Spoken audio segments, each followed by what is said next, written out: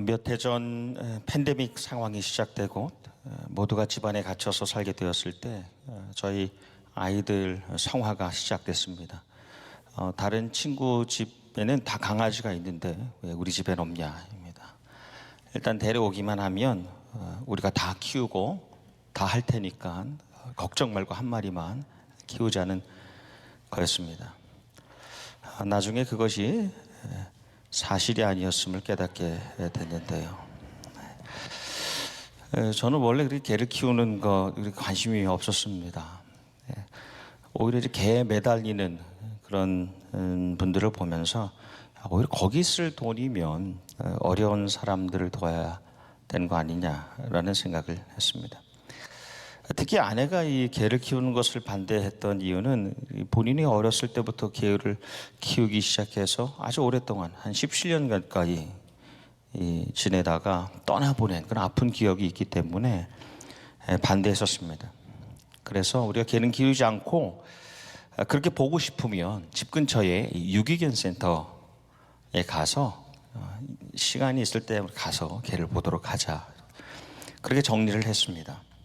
늦은 시간에 이제 인근에 버려진 그 강아지 개들을 가서 이렇게 보고 또 마음 아파하기도 하고 그랬습니다.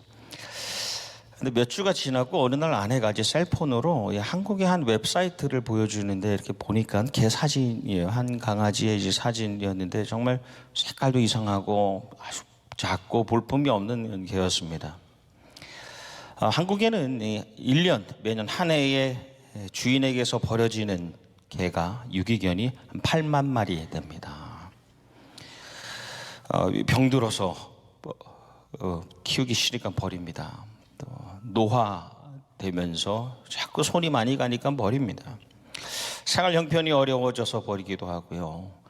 유행이 지나면 어떤 때는 어떤 종이 유행하다 몇 년 지나면 시들시들해지면 또 버립니다.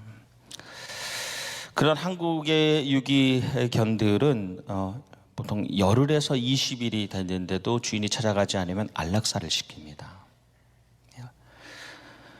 그냥 안락사를 시켜버립니다. 그런데 그런 유기견들이 안락사 직전에 미국의 가정으로 입양되도록 돕는 단체들이 있습니다. 거기에 올라온 한 마리 개 사진을 저한테 보여줬던 겁니다. 이 녀석은 4개월 때 울산에서 버려졌는데 다행히 주인을 찾았어요. 이 주인에게 돌려주려고 했는데 주인이 거부한 겁니다. 다시 데려가지 않겠다고 거절했습니다. 그래서 안락사 당하기 전에 찾아내줘서 이동봉사자를 통해서 비행기에 태워주고 저희 집에 오게 됐어요. 새로운 집에 새로운 삶을, 견생이죠, 살게 됐습니다. 처음 제가 왔을 때 유심히 살펴보고 바랬던 것이 이 녀석에게 버려졌음, 유기되었음에서 오는 상처가 있으면 어떻게 하나라는 그런 상처가 없으면 좋겠다라는 그런 마음을 가졌었습니다. 근데 요즘 보면 다 잊은 것 같아요. 그냥 다 잊고. 유기라는 말, abandonment인데 한자를 좀 보면 이를 유자에 버릴 기자입니다. 잃고 난 다음에 버리는 겁니다. 잃고서 찾지 않고 그냥 버려두는 겁니다. 그게 유기이지요. 또 다른 해석은 남기고 그만두는 겁니다. 자기가 할 일이 있는데 그것을 그냥 남기고 그냥 그만둬버리는 겁니다. 근데 여러분, 이 유기라는 것 전에는 항상 태만이 있어요. neglect가 있습니다. 해야 되는데 하지 않는 겁니다. 그래서 직무가 태만하고 거기서 한 걸음 더 나가면 직무가 유기되는 것이지요. 역사적으로 어떤 신학자들은 하나님께서 이 죄 지은 사람들, 죄인들을 유기, 버리셨다. 죄 있는 사람들을 버리셨고 그리고 멸망에 처하도록 결정하셨다라고 주장하는 학자들이 있었습니다. 근데 여러분, 하나님은 그런 분이 아니시죠. 한 생명을 향해서 태만하신 분이 아니시잖아요. 무정하신 분이 아니십니다. 하나님은 그 한 생명을 향하여 끝까지 신실하신 분이 우리가 신뢰하고 의지하는, 우리가 믿는 하나님이시죠. 오늘 우리에게 주신 말씀 누가복음 15장은 별명이 있습니다. Gospel of the Outcast입니다. Outcast, 밖으로 던져져 버린, 밖으로 베어진, 잊혀진 사람들, 그 사람들을 위한 복음이라는 겁니다. 유기된 사람들, 시체말로 왕따들의 복음입니다. 그래서 이 세상에 우리라는 이 무리 가운데에 있어도 그만, 없어도 그만, 그래서 내 삶, 내 생활과는 상관이 없는 사람들이라고 여겨지는 이들에게 특별히 먼저 들려진 기쁜 소식입니다. 그래서 이 100마리 가운데, 양 100마리 가운데에 없어도 티가 안 나는 한 마리에게 먼저 주시는 말씀이기 때문에 나 스스로가 나는 그래도 99마리에 속해 있다라고 생각하는, 그 주류에 속했다고 생각하는 사람들에게는 그렇게 이해가 쉽게 되지 않는 말씀이기도 합니다. 사실 누가복음 15장에 이제 잃은 양 비유에서 시작해서 이 한 단락이, 한 큰 덩어리가 누가복음 19장 삭개오 사건으로 마칩니다. 그 결론에, 그 예수님의 이 핵심 사역의 결론 말씀이 인자가 온 것은 잃어버린 자를 찾아 구원하려 하심이라. 잃은 양 비유에서 삭개오까지 계속 반복되는 말씀입니다. 로마의 권력에, 로마의 힘에 기대어서 붙어 사는 주류들이 아니라 이 사회에서 잃어버림받은, 대중으로부터 버림받은 왕따, 정치적 경제적인 약자들과 율법적으로 볼 때 그 죄인들을 위해서 다가오셨다는 겁니다. 그래서 예수님께서는 그런 사람들이 예수님이 만든 그 왕궁으로 찾아오길 바라지 않으셨고 그들을 찾아가시죠.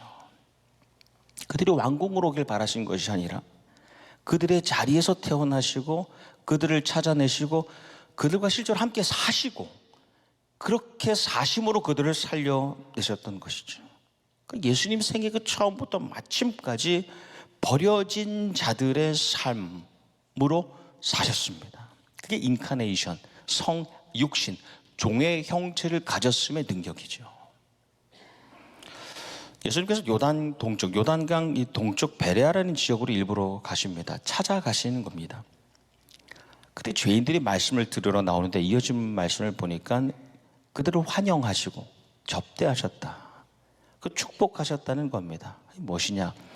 음식을 나눠 먹이셨다는 겁니다. 이 사람들은 이 말씀을 들으러 왔는데 이 죄인들은 죄인들을 실제로 먹이신 일을 하셨다는 겁니다. 당시 죄인이라고 하면 두 부류였는데요. 첫 번째, 정결하지 못한 사람들, 거짓말하는 사람들, 비윤리적인 사람들을 말합니다. 두 번째, 명예롭지 못한 사람들, 그 신분 자체가 더러운 사람들, 목자라든가 창기라든가 세리라든가 행상들을 말합니다. 그러니 바리새인들, 율법학자들, 이 정치 경제 엘리트들과 종교 지배층들이 예수를 특별히 싫어했던 이유는, 그리고 죽이려고 했던 이유는 정결하지 못한 사람과 명예롭지 못한 사람들과 함께 살아가는 것, 이게 보기 싫었던 겁니다. 그래서 말씀해 보면 바리새인들과 율법학자들이 보고서 수군거렸다. 다른 번역에 보면 원망했다라고 하기도 하고 투덜거렸다라고 하는데, 이 원어를 잘 그 시제와 의미를 살려서 해석하면 계속해서 불평하고 불만했다라는 말입니다. 처음부터 지금까지 예수님이 그렇게 살아가는 게 싫다는 겁니다. 싫은 티를 계속 냈다는 겁니다. 그런데 이번에 예수님께서 특별히 비유로 가르치기 시작하신 것은 사람들이 이렇게 비난하는 거, 이 사람이 말이야, 이 예수라는 사람이 말이야라고 경멸적인 표현을 할 때에 예수님이 이 비유를 시작하십니다. 그리고 우리가 잘 아는 세 가지 비유, 잃은 양 비유, 잃은 동전 비유, 드라크마 비유, 그리고 돌아온 아들의 비유를 말씀하십니다. 그리고 우리 말씀을 조금 더 자세히 볼 필요가 있는 것이, 예수님이 비유를 말씀하시는데 비유들을 말씀하셨지만 이 비유들이라고 복수형으로 쓰이지 않고요, 비유 파라볼렌이라는 단수형을 쓰셨는데, 이것은 그 다음에 이어지는 모든 비유가 동일한 하나의 주제로 이어져 있기 때문에 그렇습니다. 여러 가지 비유 같지만 결국 하나의 비유라는 겁니다. 그것은 잃어버린 자를 향한 하나님의 마음이라는 것이죠. 너희 가운데 어떤 사람이 양 100마리를 가지고 있는데 그 가운데 한 마리를 잃으면 99마리를 들여두고 잃은 양을 찾을 때까지 찾아다니지 않겠느냐라고 물으시죠. 유대 지도자들에게, 바리새인들과 율법학자들이 물으시는 겁니다. 근데 실제로 이 지도자들은 집에서 많은 양을 키우고 있었습니다. 그들이 실제로 양을 기르는 사람들이었습니다. 그래서 이전에도 그들이 예수님께서 안식일의 병자를 고치실 때에 그것을 고발하려고 하잖아요. 송사하려고 할 때 예수님이 말씀하시죠. 너희가 기르는 그 양이 안식일에 빠졌을 때에 구덩이에서 끌어내지 않냐, 안식일에 빠진 그 양을 너희도 끌어내지 않냐라고 반문하시는 겁니다. 그러니까 이들은 이 자기 양, 자기에게 도움이 되는 양들, 도움이 되는 사람들에만 관심이 있었다는 겁니다. 예수님께서는 잃은 양 비유를 말씀해 보면 2번 하십니다. 2번 하십니다. 마태복음에서 하시고 누가복음에서 하십니다. 마태복음에서는 제자들을 향해서 잃은 양 비유를 하시고, 누가복음에서는 유대 지도자들을 향하여 오늘 말씀하십니다.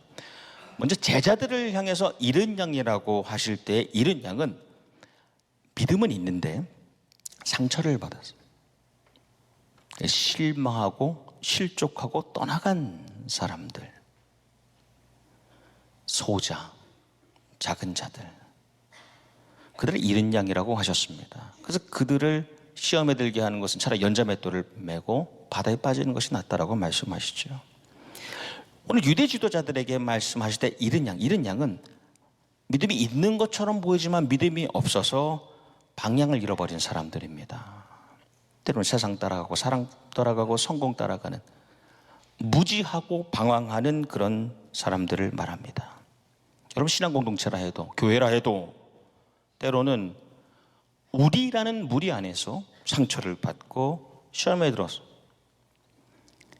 그래서 우리 스스로 잃어버린 사람들이 있습니다.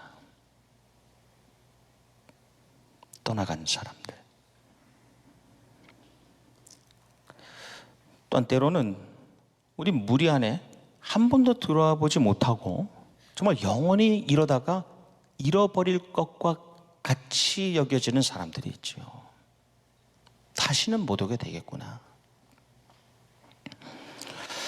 전도라는 거 우리 많이 듣습니다. 전도는 무엇입니까? 도를 전하는 거죠. 어떤 도입니까? 예수님의 도죠. 예수님이라는 길을 전하는 것이죠. 조금 더 풀어서 나누면 예수님이라는 분, 그분의 전 삶을 통하여 나타난 하나님의 사랑을 전하는 겁니다. 그것이 전도입니다. 그 영혼에게 예수님을 통해서 드러난 하나님의 그 마음을 전하는 것이 전도입니다. 그래서 전도는 우리 어제 리더들과 함께 나눴지만, 전도는 누가 하냐? 하나님의 마음을 느낀 사람이 할 수 있습니다. 하나님이 나를 바라보실 때 그 마음, 그 사랑을 경험한 사람이 할 수 있는 겁니다. 그럼 내가 왜 오늘 전도를 못하느냐? 내가 왜 하나님의 사랑을 전하지 못하느냐? 오늘 우리가 하나님의 마음, 하나님의 사랑을 경험하면서 살지 못하기 때문에 그렇죠. 내가 진짜 하나님의 마음을 경험한다면 그 마음을 떠나간 자녀들에게도, 또 친족에게도, 친구에게도 전할 수 있는 것이죠. 전도는 하나님의 마음을 경험하고 있는 사람이 할 수 있는 겁니다. 그럼 하나님을 인격적으로 만나지 못하고 그 사랑을 경험하지 못한 사람들은 전도에 대해서 알 수가 없지요. 제자라 해도, 유대 지도자라 해도 하나님의 마음을 잃어버리면 이 떠나간 양들에 대하여 무심해집니다. 내가 하나님의 사랑을 경험하고 살지 못하기 때문에 하나님의 사랑으로부터 벗어난 자녀들에 대한 기도와 고민이 그치게 되는 겁니다. 자기와 상관없는 양이 되는 거예요. 내 자녀라 해도, 내 친구라 해도. 말씀하면 목자는 100마리 가운데에 한 마리 잃은 양이 있을 때에 99마리 양을 들여두고 찾으러 갑니다. 이게 들여두고 간다고 하는데, 들이라는 말은 에레모라는 원어입니다. 이것은 그냥 황야가 아닙니다. 그런 사막이 아닙니다. 이 들은 목초지입니다. 그들이 잘 머무는 곳입니다. 절대로 목자는 양을 방치하지 않습니다. 한 마리를 위해서 99마리를 방치하는 것이 아닙니다.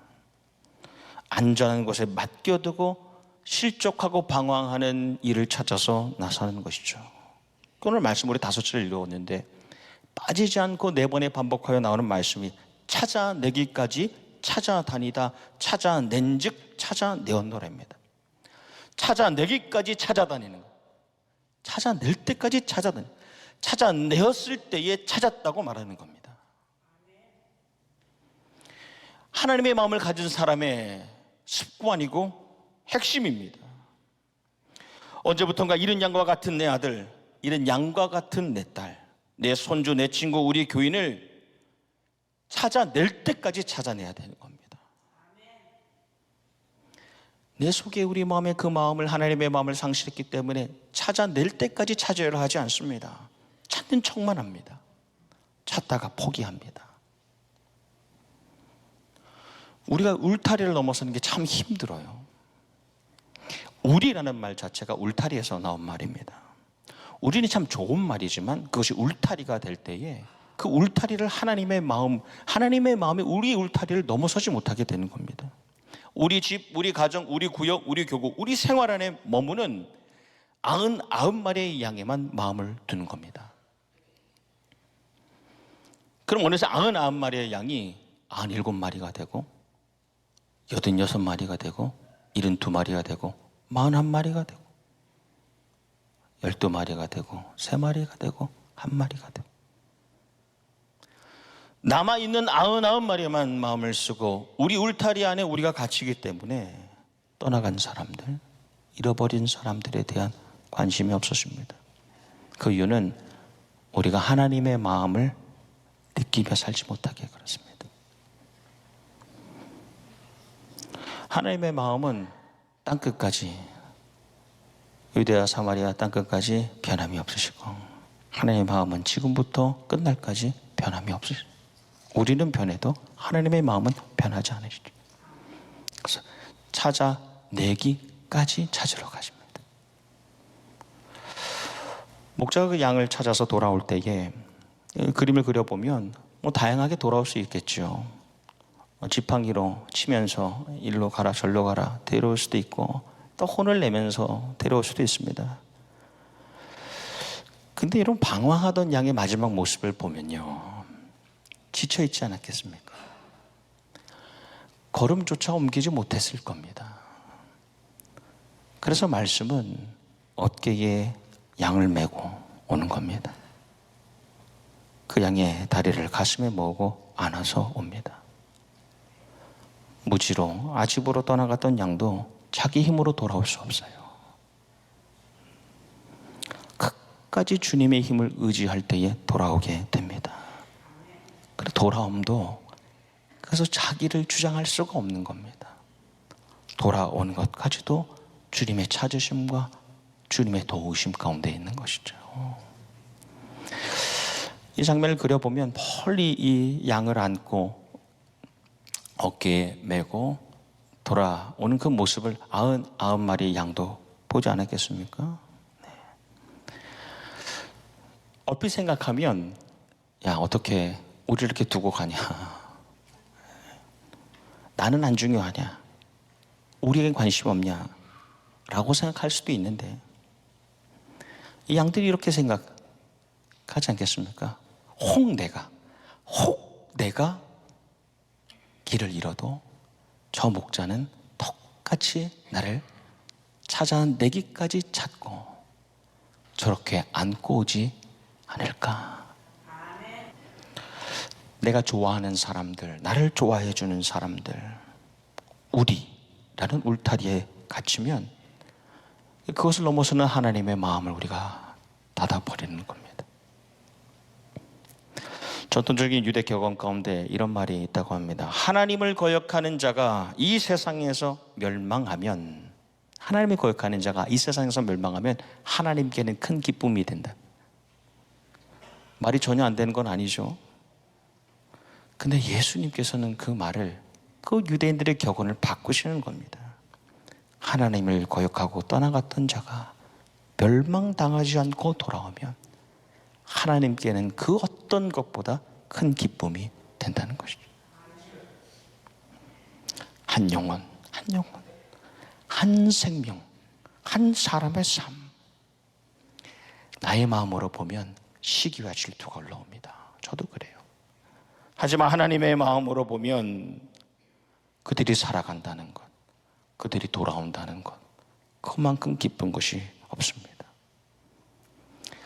희년의 새로운 달 9월을 열었습니다. 전도의 달이라는 주제로 지나갑니다. 전도. 예수 그리스도의 전 삶을 통하여 그 십자가와 부활을 통하여 나에게 보여주신 하나님의 사랑을 전하는 것. 그렇게 보면 내가 가장 먼저 잃어버린 바 된 사람이었고 내가 가장 먼저 찾은 바 된 사람 아닙니까? 잃은 바 되었다 다시 찾은 바 된 우리가 이때에 이 시기에 이 시간에 잃은 양과 같은 나의 딸, 나의 아들, 나의 친족과 나의 벗들, 불신자들, 미래의 신자들 하나님의 마음으로 찾아낼 때까지 찾으시는 이 시대의 전도자들 되시기를 주님의 이름으로 축원합니다.